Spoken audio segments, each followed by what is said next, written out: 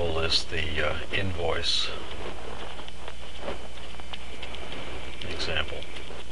What this example is intended to do is to show you how the coefficients of an equation, not necessarily a regression, can also be interpreted in the same way we're doing now.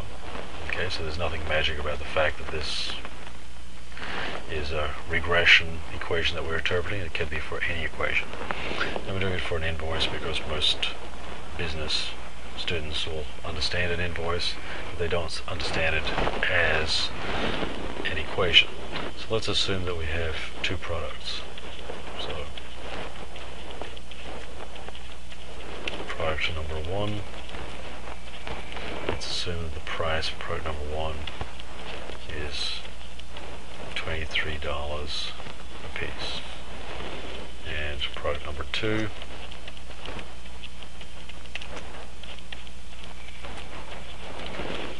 assume that's $40 a dozen, and let's assume that there is a regular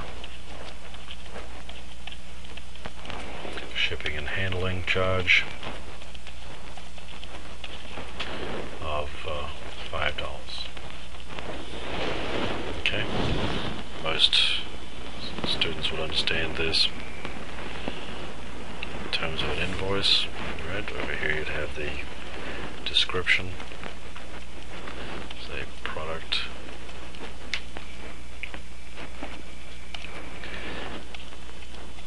number 1, product number 2,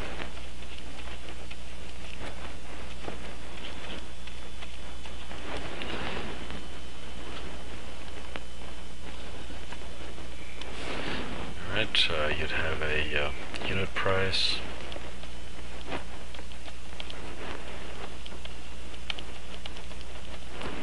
Situation, $23 per unit for product number 1, $40 per unit for product number 2. Then you'd have your number of units, and instead of putting numbers there, I'll put symbols, X1 and X2. And over here you'd extend it.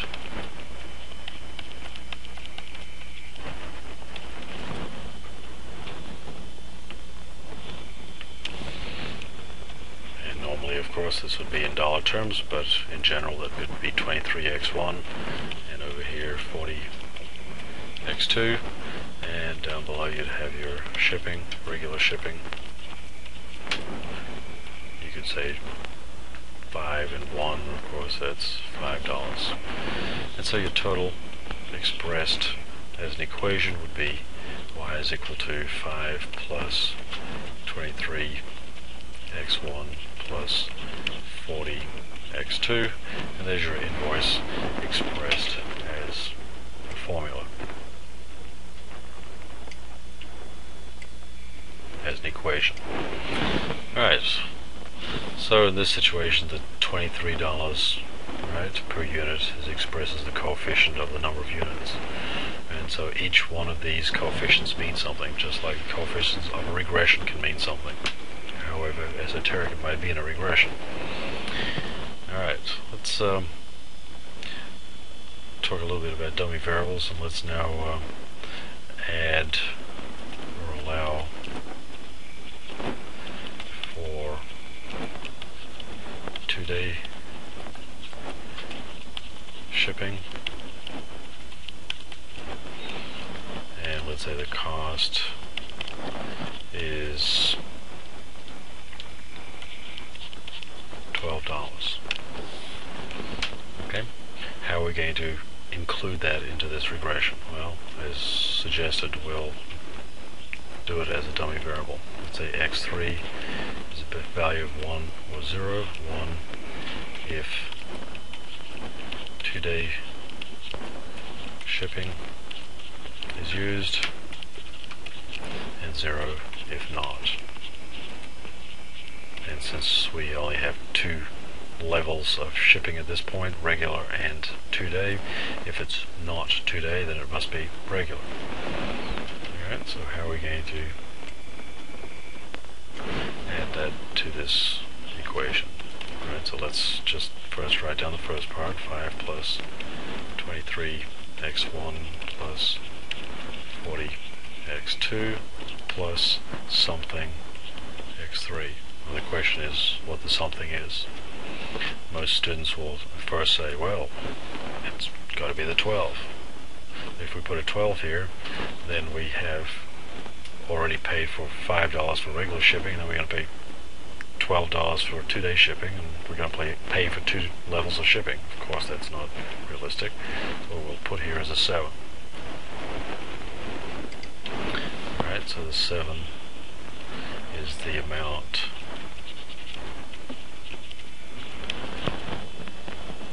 above the regular shipping. Alright, so the $7 is the cost of the 2-day shipping, which is above the regular shipping cost of $5. Alright, let's take this one step further. See if we've understood it. Now let's allow for overnight shipping.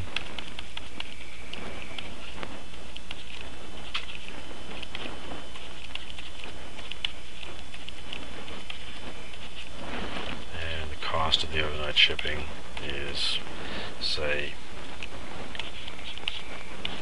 $16. Alright, again, we'll have a dummy variable x4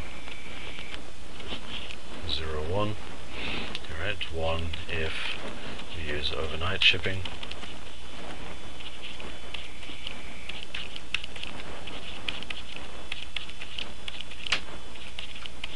and 0 if not. Now, if not means it could be regular and it could be 2-day shipping. Alright, so our equation becomes y, and the first part remains the same. 5 plus 23x1 plus 40x2 plus 7x3 plus something x4. Alright, some students still might think that it's going to be 16 here, but 16 would then mean that we're going to pay $16 and the original $5 that we're still paying for 2 levels of shipping. Alright, in actual fact, what we'll put here is the 11, the difference between 5 and 16. Because if we're going to use overnight shipping, x4 gets switched on, alright, x3 gets switched off because we don't have 2-day shipping, we have overnight shipping, and what we have then, of course, is that that'll go away, and the shipping charge will be 5 plus 11 is 16.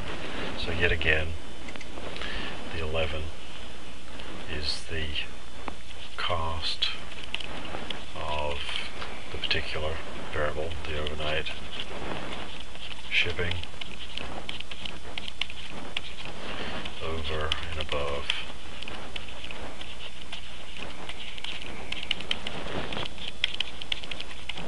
the standard, which is the regular. And you'll notice now that the standard does not have a dummy variable. Alright, so that's the end of this invoice example.